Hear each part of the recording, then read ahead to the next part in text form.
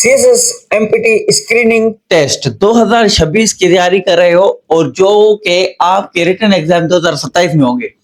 तो मैंने 1 month plan बनाया था जिसमें एमपीटी स्क्रीन टेस्ट की कंप्लीट सिलेबस को तैयार करेंगे। फर्स्ट वीडियो देखें, उसमें मैंने बताया था कि हम सिलेबस को क्या क्या पढ़ेंगे, क्या क्या चीजें कवर करेंगे। उसके बाद कल मैंने फर्स्ट वीडियो बनाया जिसमें पार्ट्स ऑफ स्पीच को कंप्लीट पढ़ाया। सबसे पहले पार्ट्स ऑफ स्पीच के कंप्लीट लेक्चर, कंप्लीट एक ही वीडियो में पार्ट्स ऑफ स्पीच कंप्लीट पढ़ाई। उसमें क्या कौन कौन से वर्ड्स आते हैं, किस तरह से पार्ट्स ऑफ स्पीच यूज की जाती है, किस किस सब कुछ पढ़ाया। ठीक है। उसके बाद मैंने बताया कि पार्ट्स ऑफ स्पीच से एमपीटी स्क्रीन टेस्ट में सवाल किस तरह से पूछा जाता है, कैसे कैसे आता है। उसके बाद मैंने वो एमसीक्यूज दिए जो कि मोस्ट रिपीटेड, जो कि आपके लिए इंपॉर्टेंट है, जो कि 2026 के एग्जाम में आएंगे। तो दोस्तों, और उसके बाद आज का जो हमारा वीडियो है ये मैं इंग्लिश ऐसे लिखना सिखाऊंगा। ऐसा तरीका है कि बताऊंगा जो कि यूनिवर्सल तरीका है, जो कि हर कोई यूज करता है, और यही है तरीका जो कि असली तरीका है इंग्लिश ऐसे लिखने का।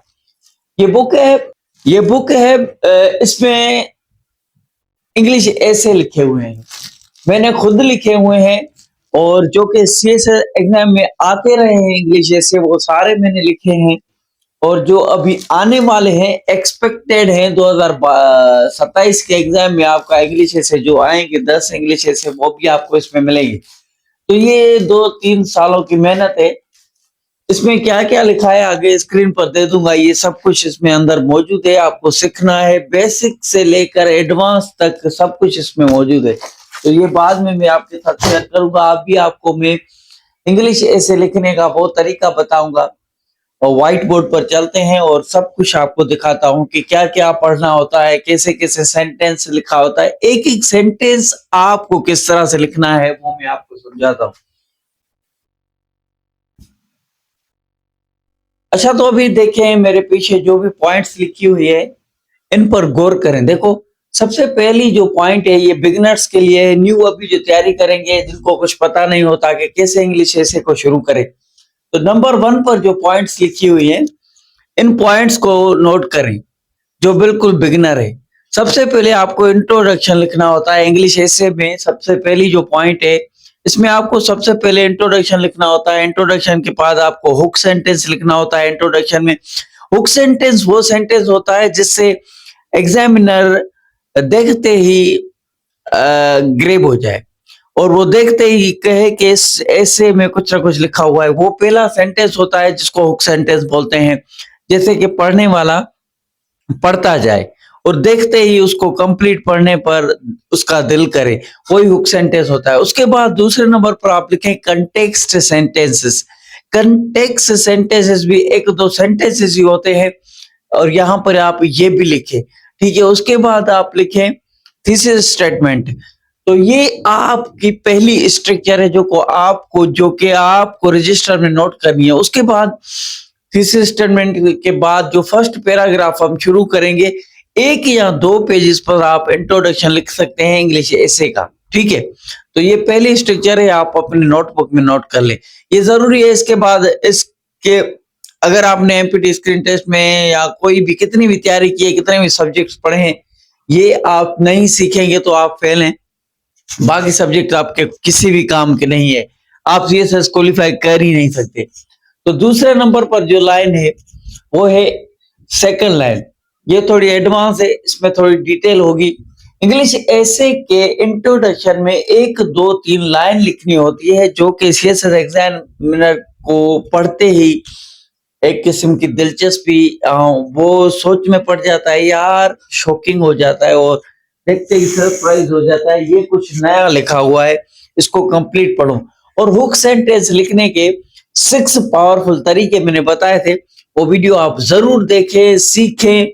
ये आज 10 इंग्लिश ऐसे का लेक्चर है जो मैं अभी आपके सामने दे रहा हूं। उसके बाद कंटेक्स्ट क्या है?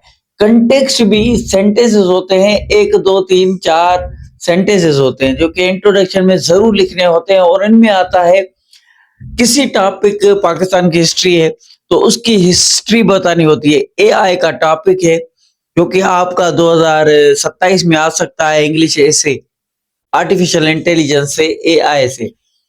वो मैंने आपको लिखना भी सिखाया था, उसका हुक सेंटेंस भी लिखना सिखाया था, वो वीडियो आप जरूर देखिए। अब देखो दोस्तों, हुक सेंटेंस लिखने के 6 पावरफुल तरीके बताए थे। इस वीडियो के नीचे कमेंट में बताओ पुराने व्यूअर्स कौन से मैंने तरीके बताए थे, ठीक है।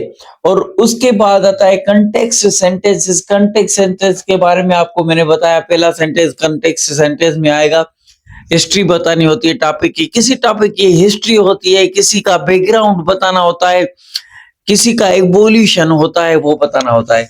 तो एक सेंटेंस में हिस्टोरिकल बैकग्राउंड, हिस्ट्री, एवोल्यूशन लिखें, और वहीं पर दूसरा सेंटेंस लिखें उसके साथ प्रेजेंट में उसको न्यूज में किस तरह से बताया जा रहा है और ट्रेंडिंग में है वो टॉपिक, उसके बारे में जो भी अभी करंट न्यूज चल रही है, एक सेंटेंस वो लिखें ताकि एग्जामिनर को पता चले कि इसने रिसर्च भी की है, इसका इंग्लिश ऐसे पावरफुल है, और पढ़ने में उसको पता चले, कंटेक्स्ट सेंटेंसेस में पता चले कि इंग्लिश किसके बारे में है, क्या क्या है और ये टॉपिक क्या है। डेफिनेशन भी इसमें बतानी होती है, हिस्टोरिकल बैकग्राउंड में प्रेजेंट सिचुएशन उसकी क्या है, और ज्योग्राफी ज्योग्राफी बतानी होती है कि ये जो भी ये इशू करंट चल रहा है, जहाँ ये जो टॉपिक है इंग्लिश ऐसे है, ये एक दो सेंटेंसेस लिखने होते हैं ज्योग्राफी में कि ये किसी खास इलाके में है या किसी जगह पे है, या जैसे कि क्लाइमेट चेंज का टॉपिक है, आपको पता है ये किसी खास इलाके में है, खास जगह पे है, या पूरी दुनिया का मसला है।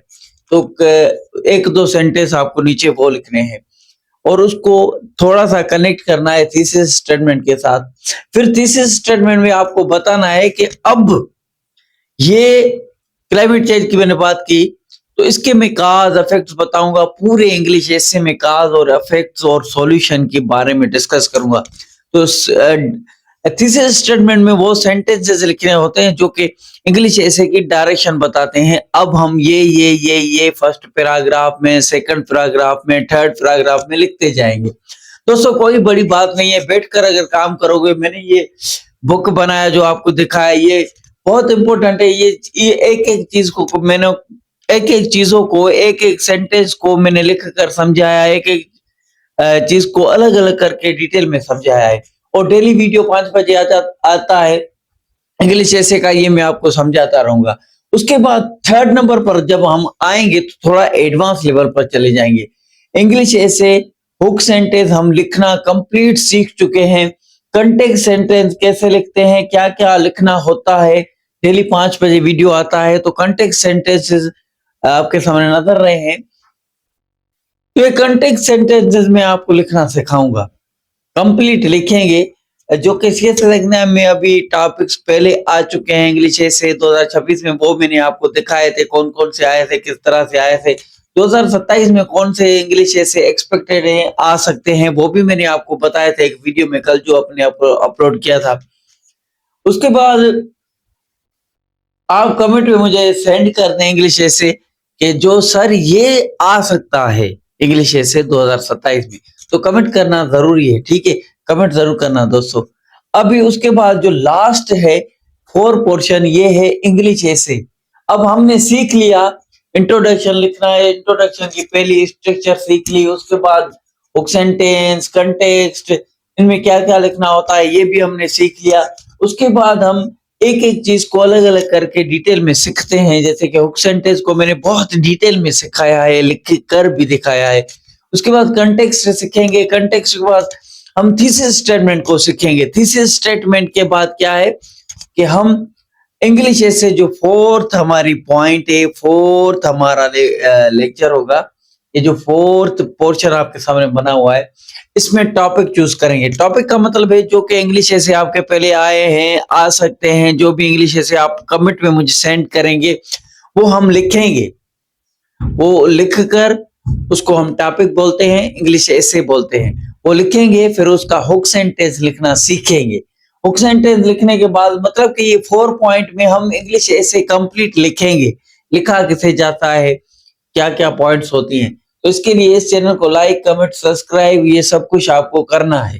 तो करने के बाद जरूर रात 9 बजे से 11 बजे तक कोई भी सवाल है तो हम बैठे रहते हैं, मोबाइल हाथ में होती है और बातचीत करते रहते हैं, तो मैं जवाब देता रहूंगा। हर चीज का, हर प्रॉब्लम्स का, हर चीज एस्पायरेंट के सवालों के जवाब दूंगा, कमेंट करते जाओ। अब देखो दोस्तों, इंग्लिश ऐसे टॉपिक होगा, फिर आपको टास्क दूंगा, माय फेवरेट बुक, इसका हुक सेंटेंस लिखो, इसका कंटेक्स्ट लिखो, और थीसिस स्टेटमेंट लिख कर दिखाओ। ये बहुत इजी टॉपिक है, ठीक है। और मैं ये आपको लिख कर दिखाऊंगा, माय फेवरेट बुक, क्योंकि बिगिनर्स न्यू सीखते हैं, तो ये उनके लिए इजी टॉपिक होने चाहिए। तो ये फोर्थ ये पोर्शन है, इसका मतलब ये है कि टॉपिक और आपको टास्क दूंगा कमेंट में, वो आप व्हाट्सएप पर चेक भी करवा सकते हैं। मैं आपको बता दूंगा रास्ता किस तरह से आपको करना है, ठीक है। उसके बाद आता है इंग्लिश ऐसे कंप्लीट लिखना सीखेंगे इस फोर्थ पोर्शन में, बस इतनी बात है। तो मिलते हैं कल शाम 5 बजे से जबरदस्त वीडियो के साथ। कंटेक्स्ट सेंटेंस कल कंप्लीट लिखना सीखेंगे, और आपका आज का टास्क है माय फेवरेट बुक, इसका हुक सेंटेंस लिख कर दिखाओ। सिर्फ हुक सेंटेंस लिख कर मुझे सेंड करो। 6 तरीके बताए थे, जो आपको आसान लगे वो करो। चैट जीपीटी को यूज कर सकते हो, अगर आपको स्ट्रक्चर का पता है तो वो सही तरीके से प्रॉम्प्ट देकर, चैट जीपीटी को प्रॉम्प्ट किस तरह से दिया जाता है, उसको कमांड किस तरह से दी जाती है, ये मैं अलग एक वीडियो बनाकर आपको समझाऊंगा। तो मिलते हैं कल शाम 5 बजे। और 1 मंथ प्लान आज शाम रात को 8 बजे डेली वीडियो आएगा। 1 मंथ प्लान जो मैंने बनाया है एपीटी स्किन टेस्ट के लिए, वीडियो देखना पड़ेगा। गहराई है, धीरे धीरे है, स्लो मोशन है, ग्रामर के बारे में बताया, फिर उसके बारे में बताया, फिर उसके सवाल किस तरह से आते हैं, क्योंकि जो भी टॉपिक्स हैं आप फर्स्ट वीडियो देखें एमपीटी स्क्रीन टेस्ट का, तो आपको पता चल जाएगा। वाला हाफिज, मिलते हैं कल शाम 5 बजे, आज शाम 5 बजे मिलते हैं।